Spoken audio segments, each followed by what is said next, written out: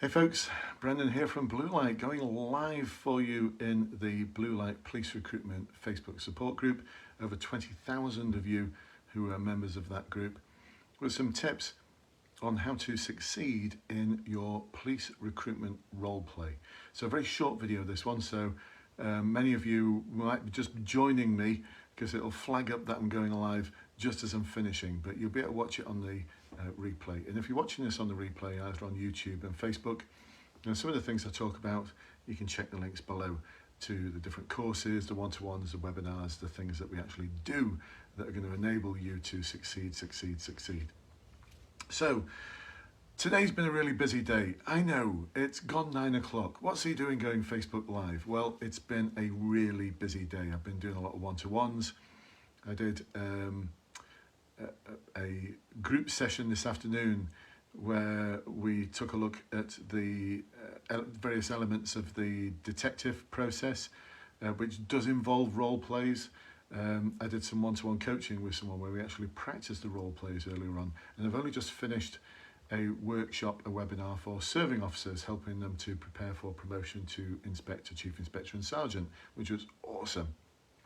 So role play advice. Before I do that, there were a few shout outs to those of you who have just joined, which is just amazing considering I didn't give you any notice. To Neil, good evening to you. To Pooja, Andrew, and Pooja saying hello Brendan, good evening to you, Pooja. To Lewis, to Ellie, to Simon, James, Suzanne, and Dimitri, I think it is. Dimitri, good evening to all of you. Good evening to all of you. Good to have you on board. And I've just got a like there. So if you do actually like or love what I'm talking about, then press that like or love. And indeed, whilst I'm live, you can ask any questions as well. So, 3 things. What I was doing for this individual is helping them to prepare for the Metropolitan Police Day 2. Now, in the Day 2, there are 2 role plays. This is if you're going for police constable. If you are going for detective constable, then what you used to have to do was what they call the bolt-on. The bolt-on involved an in-tray exercise and a briefing.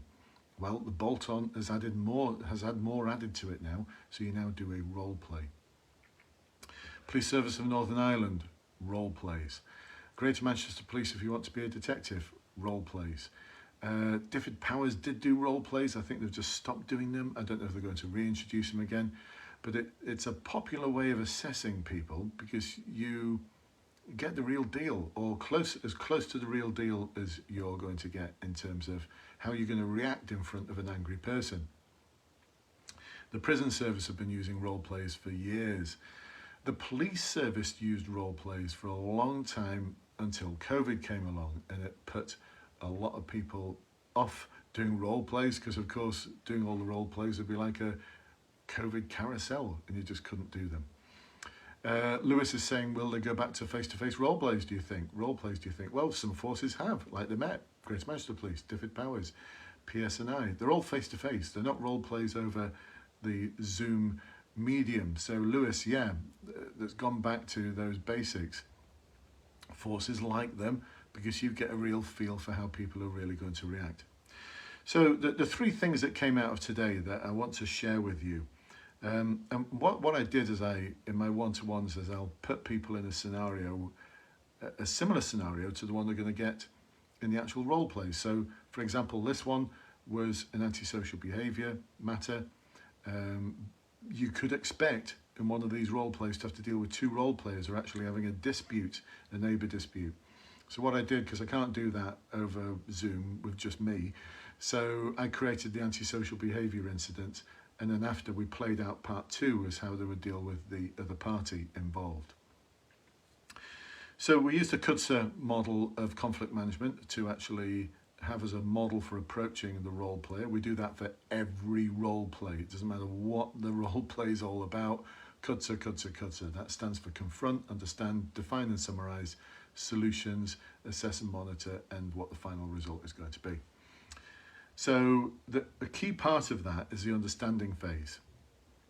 And what my client did today was they asked some good questions, but not nearly enough. So they didn't fully understand the problem. And so this individual's got a load of homework to do now. to practice asking the 5WH questions, which read TED Pie, in a simple to complex way, and probe, because they didn't ask enough questions about the vague comments that I was making. Simply saying that there's noise that comes from next door or antisocial behaviour isn't enough. You need to identify specifically what that antisocial behaviour or noise is. And the reason why they're being vague is to give you the opportunity to ask lots of questions. Because when you ask lots of questions, it demonstrates that you're analysing critically, that you're being emotionally aware, you're working collaboratively. It just ticks off loads of different competencies and values. The second thing, multiple questions. Because I'm being quiet and I'm leaving a bit of a gap because I want to make sure that you've finished asking your questions before I give you a response. What my client was doing today, which a lot of you do, is you fill that little bit of silence by asking more questions. And then it becomes a multiple set of questions, which could be a confusion of open and closed questions. Makes no sense to the role player. They don't know which question to answer, and so they may just give you a vague answer like, I really don't understand what you're trying to ask. So that's the second thing. The third thing, and I'm giving something away here, but I'm going to do it anyway. So I use a phrase where I refer to the neighbour as that stupid woman. Now, does that sound appropriate? No, it doesn't, does it? It doesn't sound appropriate at all, that stupid woman. The reason why I'm saying that is because part of the role play is where they're going to introduce some inappropriate behaviour, and they want to see how you manage that inappropriate behaviour. So the marking guide will go something along the lines of, did the candidate challenge the inappropriate behaviour? There's a tick in a box for that. And then there will be a scale of 1 to 7, where 1 is superficial and 7 is effective. And they'll be asking the question of themselves when they listen to you and watch you, to what extent was the challenge superficial? To what extent was it incredibly effective? So we're aiming for incredibly effective, because that's the 7. My client today didn't actually challenge the behaviour. So if it sounds inappropriate and feels inappropriate, it probably is, and it's there for you to challenge. You're not going to upset the role player by challenging their behaviour. They're not going to be on your birthday card list.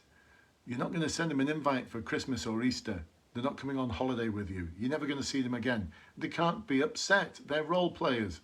And so there's a set script which we practiced today, which will always get you a 7. Always. I guarantee it. It's always going to get you a 7.